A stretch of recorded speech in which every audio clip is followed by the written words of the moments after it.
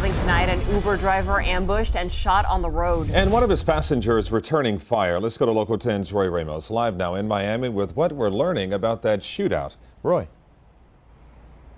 Kevin and Nicole, and this Uber driver is really lucky to be alive tonight, and that's because police say he was caught in the crossfire between one of his passengers and a shooter who was in another vehicle. Fortunately, he is expected to survive those injuries, but the search is on for that gunman this evening.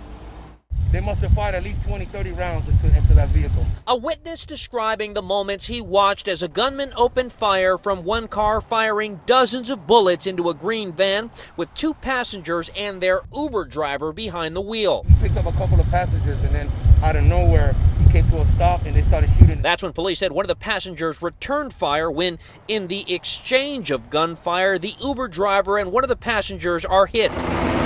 The shooting all happening just after 3 in the afternoon near the intersection of Northwest 104th Street and 8th Avenue Tuesday, while a motorist on his scooter witnessed the gunfight happen right in front of him. So the Uber driver jumps out of the car and the guys just take the car. Those guys, his own customers.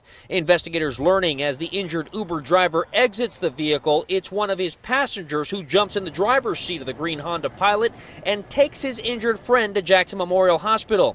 It's there we spot one of the victims taken into custody to be questioned and later released. Meanwhile, that driver left injured back at the scene and in the middle of the street. I held him there while his hand was shot to the police guy here. From above in Sky 10, we watched as that victim was taken away on a stretcher to be treated for his injuries. While the suspect vehicle has yet to be located, police now want to know who was driving it and who pulled the trigger. Both vehicles were taken by both shooters. There was two opposite shooters.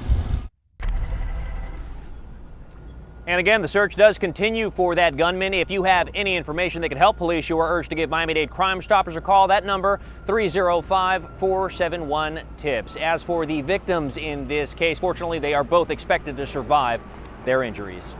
Outside of JMH this evening, Roy Ramos, Local 10 News.